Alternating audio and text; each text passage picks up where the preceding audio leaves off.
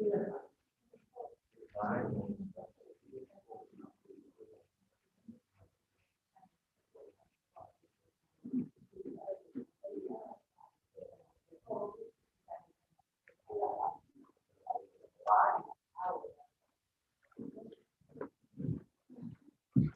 live. Good evening, everyone. The meeting of the board is now called to order at 7:01 p.m. Before I begin tonight's meeting, I'm required to make the following announcement. In the unlikely event that the fire alarms go off, please exit the building quickly and quietly. Evacuate the building using the following exits. Will anyone need assistance in case of such an event? Once outside, please move away from the building and keep fire lanes and exits clear. Do not re-enter the building until you are told to do so. Please turn off all electronic devices during the meeting. Please rise for the pledge of allegiance. To the flag of the United States of America, to the republic for which it stands, one nation, under God, indivisible, with liberty and justice for all. Make a motion to approve the agenda. Any discussion? All in favor? Any opposed? Make a motion to approve the items contained in the consent agenda. Yeah. There's recognition of scheduled visitors. Oh, sorry. Jumping ahead. Scheduled visitor, John Robinson. I got you back, John. Thank you. Thank you, everybody. John Robinson with Campus Construction Management provides your capital project update. Of course, we are in phase 2 of capital project with work here at the high school and the new high school and middle school. So since the last time I've seen you, and Young and Right May provided an update for you. So the gymnasium, bleachers, and the divider curtains have been completed. Indoor track will be completed this December over the break due to the humidity that was in the gymnasium over the summertime. They're scheduled now to come back during that week of the break. The boys' pool, locker room, and the pool, the bleachers have been completed. Boys' locker room has also been completed. Lockers and benches installed, showers and sinks, and toilet facilities. And then the technology classroom, all the renovation work in the technology class, the existing classroom. The addition, we've started metal stud installation and drywall throughout the building, both first and second floor. Paint has started, and again on both first and second floor. Windows and doors are starting to be installed. And then the mechanical, electrical, and plumbing rough in that follows the drywall, or in conjunction with the drywall, and it's continuing throughout. The new mechanical room downstairs is also started. The mechanical equipment and piping are starting to go. So there are your new green bleachers.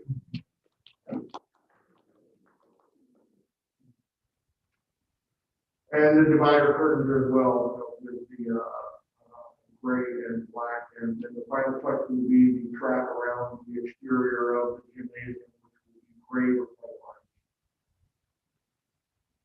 New bleachers in the pool.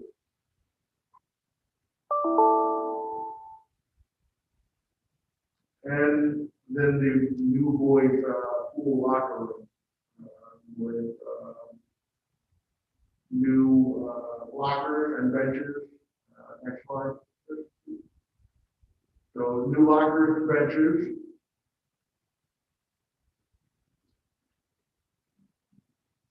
And then the new shower stalls and toilet facilities and sink into the locker room.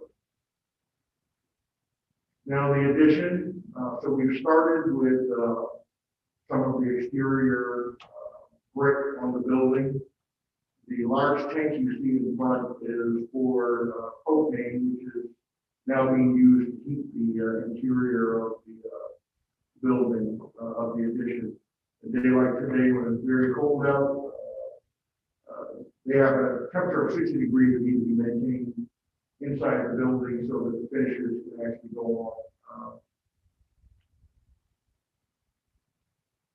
So again, the brick on the south side of the building, closest to the soccer fields, have been completed, and now they're starting to work their way around the building. So again, you got the two-tone architectural finishes with the darker brick and then lighter up top. And as you can see down there near the left side, the doors have also started going. And windows as well. So that is the new exit that was created out of the for the new stairwell that was put into the addition. The single door is the new door leading down to the new mechanical room for the addition. So again, as I said, so they started to paint on the interior. And again, drywall and drywall finishing have started and will continue throughout. The mechanical ductwork that you see on the ground will start to go up into each of the individuals.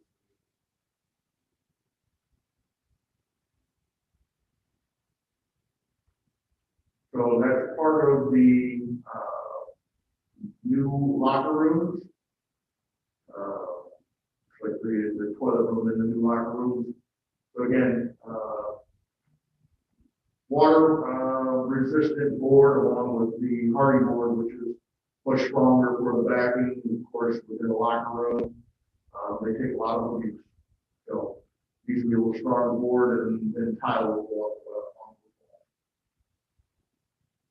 So again, inside of every drywall wall, you've got metal stud insulation, and then inside of those walls, either your electrical, plumbing, or mechanical. Well, in this case, plumbing, piping, and electrical. New benches and bases, or the base for the lockers, similar to the boys' locker room. Those lockers will sit now on top of those bases that are shown there, and then a bench will sit just on the outside of the locker bases. That's the connection down from the second floor addition. That's the corridor leading down to the existing building. And the elevator shaft and entrance for the building.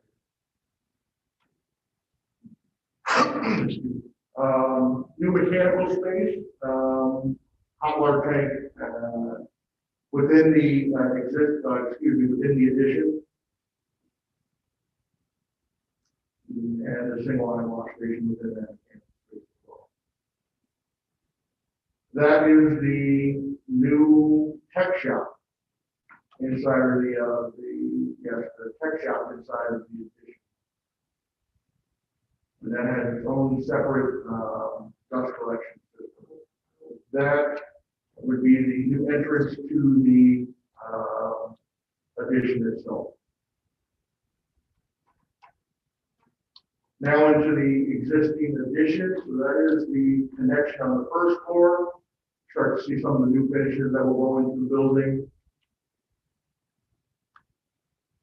Corridor looking down towards cosmetology, and to the right would be the pool. The new technology classroom, received all this new furniture, butcher block tops, and stools. New cabinets, same butcher tops.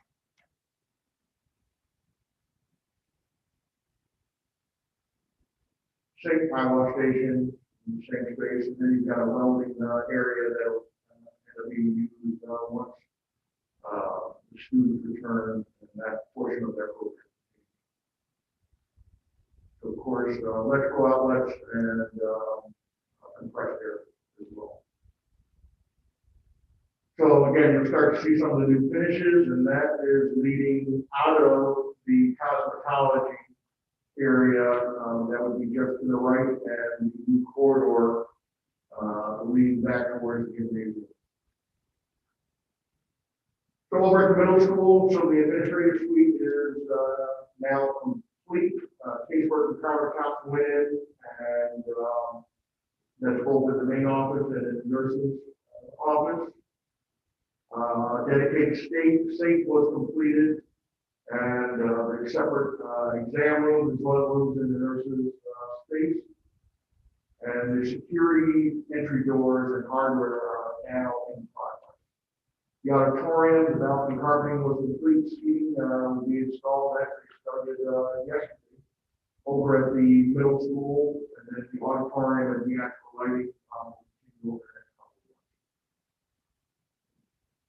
months. So similar finishes to what was put in here at the high school and the admin suite, but slightly different, but very similar.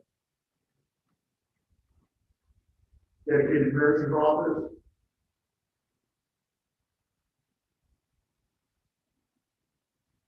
Which is own separate toilet facility and a separate exam room as well.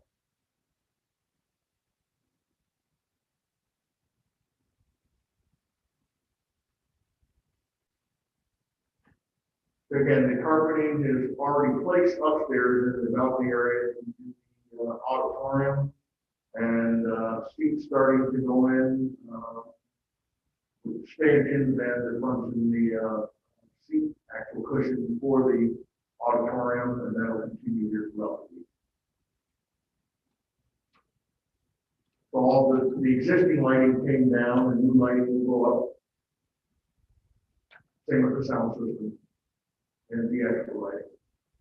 So in phase 3, next work here at the high school and also at JTY, bid documents will be available. Actually, we bumped a couple days. They'll be available to contract on Thursday. They have a pre-bid meeting on December 1st, bid opening on December 17th. Plans to award contract or make a recommendation that here to the board in January, start construction in February. End construction August of 2022. And then phase 4, you got to write a start. There's schematic designs for the re-elementary building in phase 4. And we'll have that bid opening in September. Award contract in October of 21. Start construction in November of 21 and be completed in November of 22. All contracts for all phases will be closed out and ready for Dan and his reimbursement billing back to the state in December of 2022. Any questions? Oh, capital outlay project. I forgot about that. JTY masonry work. That work was completed by Morris Masonry, and the contract was closed out and final paperwork.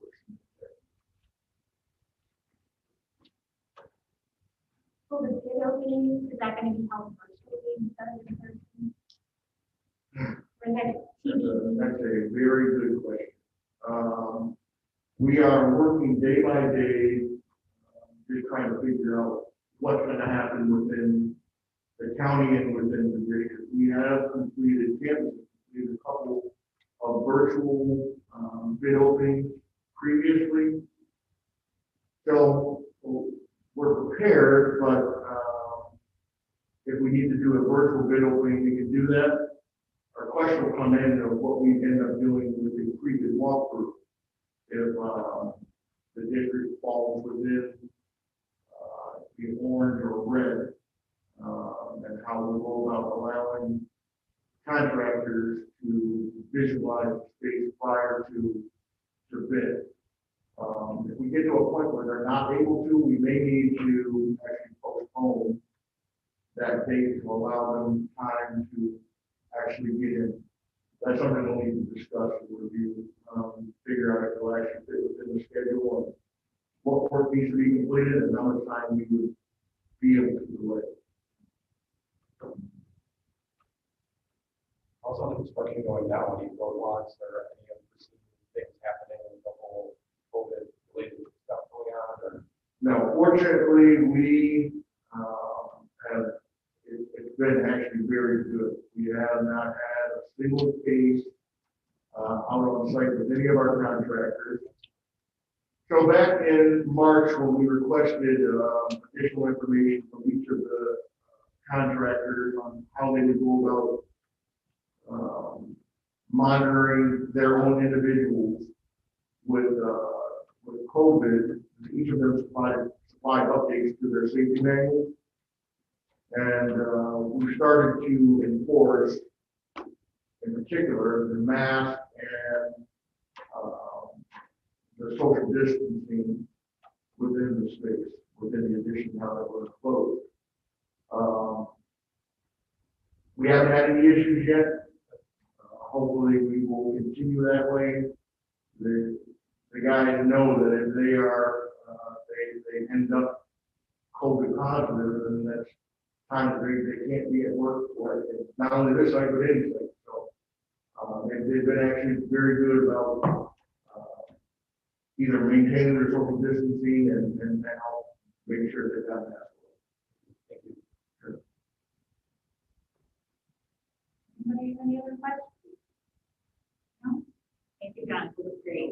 Thank you. I'm hoping that soon we'll be able to get you in for a tour, actually walk through, take a look at the building, as opposed to just slides. So, Thank you. Thank you.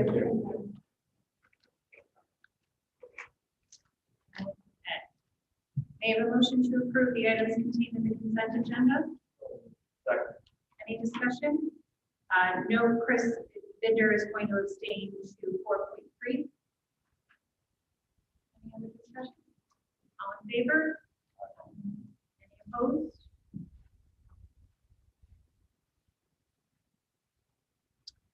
Under new business, may I have a motion to approve the attached budget transfer for the 2020-21 fiscal year that exceeds $100,000. Any discussion? All in favor? Any opposed?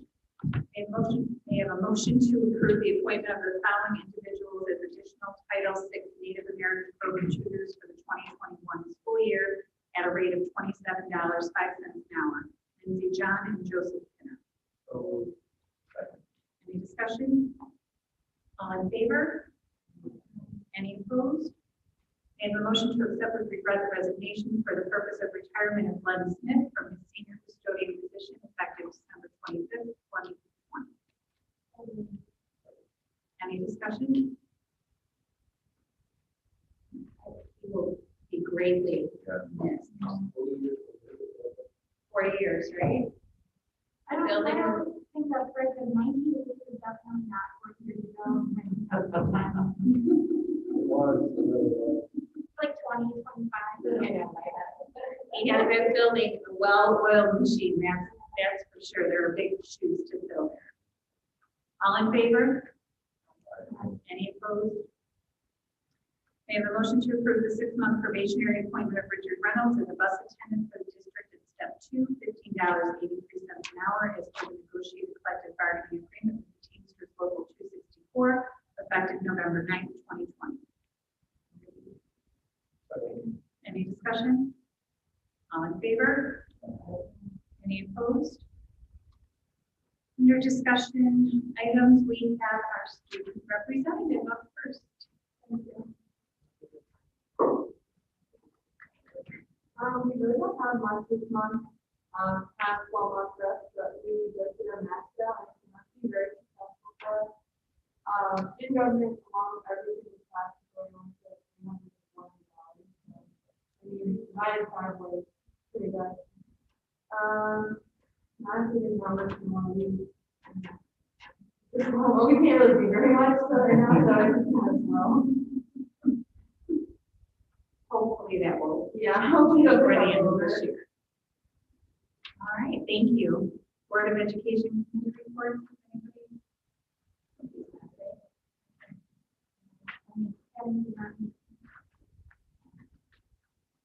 The CSD. Yeah, we just had, our legislative crisis last weekend, probably was attended. I thought it was a great format. We switched to virtual kind of at the last minute, so we really weren't sure if that was going to be conducive to conversation, but I thought it was. I thought it went really well. I don't know if you have anything to I share. thought it did too. It was a little more condensed time. Typically, it was 2.5 hours, a couple of 1.5, because you wasn't obviously able to count pretty record, but it was pretty representative. I think we probably want to have other questions. Yeah. Yeah, we were, so newly elected officials for that position, former assembly law, I think still current assembly member, Sean Ryan, and now Senator-elect Sean Ryan. The others who were new incoming, this year to the assembly. So it was great to just kind of make those connections and build those partnerships early on. Bill Conrad from the Summer area is an educator, so he's a great ally to have in the assembly.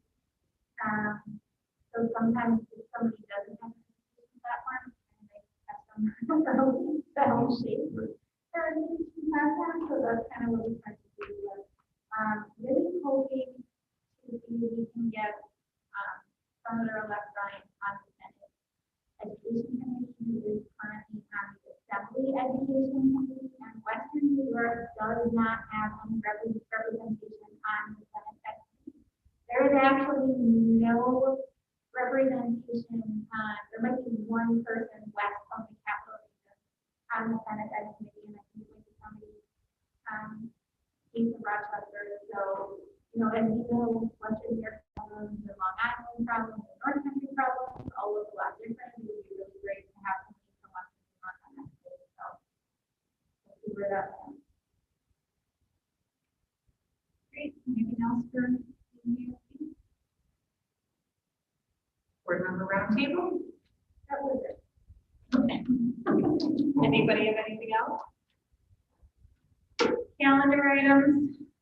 Not so much. Hopefully, again, we see that change soon. So I guess we'll go right into our superintendent's report. Great. So there's been a lot of things happening in Western New York. But a couple of housekeeping items. Starting on 23rd of November, we're going to shift our pickup of meals at the middle school on Monday because it's getting too crowded inside the loading dock area in the back of the middle school. So we're going to go back to this the doorway where we were doing it over the summertime. So people that were picking up meals will know what that looks like, and we'll also throw it on Facebook. People know that. Just to let you know, our food service department has put together over 11,000 meals this September for parents and families to be able to pick up for the kids at home. So it's been really great that they've been able to do that. That back with their staff do an amazing job. They did National SRP Day, which is our version of what a PCA might be, or any career professional that's not a certified professional that works in schools. So we want to thank all of our PCAs and everybody in the district that does the things that maybe aren't seen, but they're the things that really mean a lot. A lot of students sometimes have a better relationship with the teacher aide because the role is a great place. So we really are grateful for what we do every day. A little bit in terms of what's going on with COVID. Currently, Lakeshore is still not in no zone. That could change as early as tomorrow. We're not exactly sure. As you might have seen that the numbers are going up around Erie County. But we are prepared if we needed to, even if we went to orange or red, to go fully remote if need be. Teachers have things ready. There's been information sent out to the families, let them know what the schedule looks like by all of the building principals, sending out information to parents. If we are in yellow, we have to be able to test 20% of our students in order to remain hybrid while we're in yellow. So our medical partner that we think of, this has really done a great job helping us throughout, keeping our plans ready. And they have put together an application for us that we're going to be sending in tomorrow to the state to really become a limited service laboratory so that we can conduct those tests. We will be using the free quick rapid test, the genetics test, which is the test that is very shallow in the nose and there are paper, kind of like a Polaroid film. In some respects, it tells you whether we are going to have to think about logistically how we're going to do that, for the help of that. There is a training that we have to go through. And typically, you want to have somebody that at least has some type of medical experience or training to be able to be a test.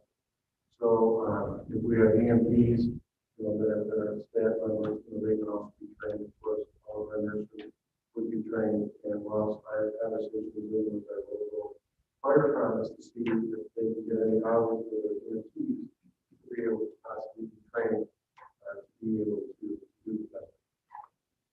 The good thing about there was a change in the regulation in terms of what yellow testing means. So if your rate is lower than the surrounding county's rate, you only have to go through a testing cycle one time instead of randomly every week, which would be really great for us if we do that and be able to do that. So right now we're just waiting to see if we are yellow and be prepared for that, and we are prepared to go orange or red. If we have to go orange or red, we're going to have to take a little bit of time to see exactly how long that's going to be. Take a look at the devices that we have, and we're able to get more devices out there than we have, so that there's maybe more than just one in the family. So the one that we can push up so far this year. If we're in red or orange, we have to close down the buildings for at least 4 days. And then on the 5th day, you're able to open the building for adults anyway. But you have to have 100% of the people that have a negative test coming. So again, hopefully that we're not going to go into a red or orange zone before we're able to have a red test here. Because to have the other type of test, the PCR test, were to go in conjunction with the laboratory, it's about, it can be anywhere from $70 to $100 test, depending on which group you're partnering with. So if you looked at a district like ours, it was about $30,000 to have the number of people that they need to be tested in 1 week cycle. How much is the Binex? The Binex test is free. It just takes time for the state to get it to you. So as soon as we mail that in tomorrow, I'm going to call and say, we sent that in, we want to order as many as we can. You can't order them until you're approved. Right? I'm hoping that since they know that it's on the way, and that we have the directors sign up on it, that they'll send us the test that we need to do the store. Did I hear accurately the yellow zone that now is a 2-week period that you can test? Right. So it's a 1 week? Right, so right now you have a 2-week, right, you have a 2-week window to be able to do that. So if we were to go yellow tomorrow, I think it still gives us a little bit of wiggle room to be able to get it in and get the test and then try and figure out how we're going to do it logistically. So it has to be 20% in each building, staff and students together. So for example, like AJ would be on a Tuesday, Wednesday group, there's 120 kids in the so it's about 24 students and 9 adults that have to be tested in order to meet that 20% limit. So being able to do that and arrange it in each building, we might have to want some type of location that we'll be able to do that. And if we are below the area of the rate, then we will have to do it one time. Again, that's as of November 14th. You see the email November 15th, so, and I think that there's a lot of changes because the state is really trying to keep up with what's going on and trying to, even though it's a difficult and I think daunting task for schools to have to, become testing sites.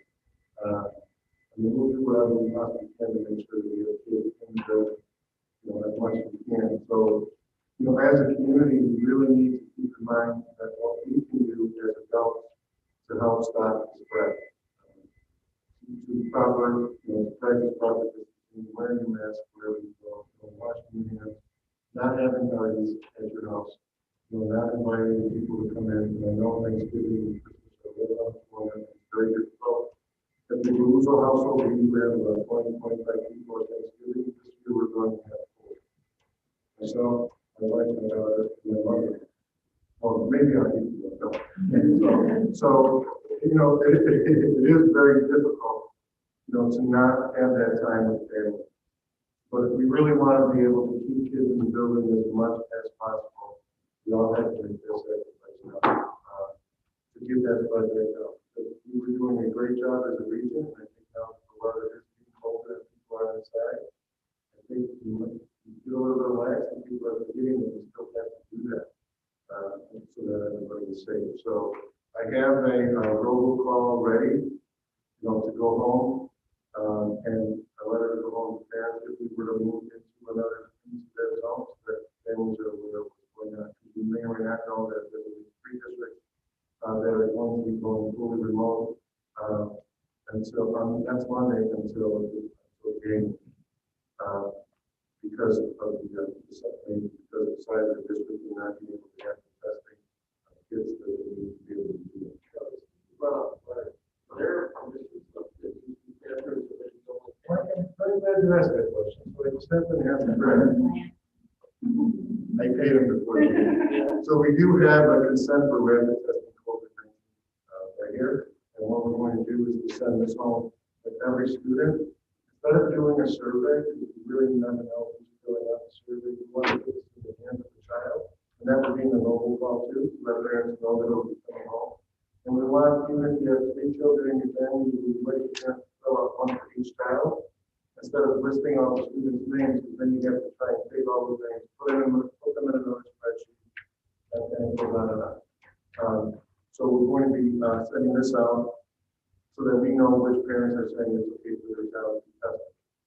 And again, this is the quick rapid test. It is not the real invasive test where you're putting swab fire up the nasal cavity. This is very much in the beginning of the nose. So it shouldn't be that invasive even for kids that are smaller. So we're gonna take a look and see how many parents are consenting, and then we'll decide how we're going to grade what the process is going to be. So we are ready to move to remote. We really don't want to have to do that. We want to have the kids in the building. Even the best remote system is not ideal. Even if everybody has a computer, and you're in a district that is 1-to-1, having a child on a computer from 8 in the morning until 3 in the afternoon is not a great thing. We've all been on Zoom meetings, and it's very difficult to hold your attention, really, well, for me especially, more than an hour at a time. So it's definitely better than nothing, but we really want to have our kids in the buildings as much as possible. So that's where we are with testing. And of course, if those things, if we have to move, the board being notified and all of our staff will be notified, so that everybody knows what's going on. So today is Tuesday, tomorrow is Wednesday, so we'll have the Tuesday, Wednesday weekend. So if it does change, that gives us a little bit of time. Hopefully it's early enough in the morning that, that we get some type of notification.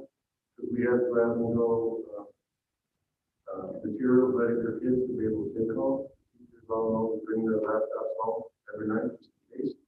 So we have to go remote overnight, so we're ready to do that. And again, we'll send out notifications. So as soon as we know what we're going to be doing, what's happening, so that's where we are with testing and results. In terms of athletics, we're completely done with the fall sports. There's still talk about starting on the 30th, but again, with everything going on, I have no idea if that's going to happen. I would think if it does, it might be just sports like swimming, because we've already done that in the middle right now, because it's considered a low risk sport. We don't really know what's going on with the other ones, but with all that's going on, it's doubtful, I believe, that we would have basketball for the rest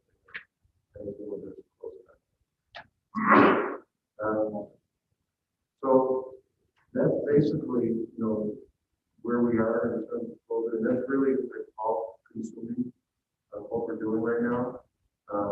Working with the Department of Health, trying to go through any type of a contact rate that might come into the building, either from a staff member or from a student. And the Department of Health has been very good with us. We have direct communication with them. I've got someone in the Department of Health on the speed dial, and we talk almost every day with the kind of situation.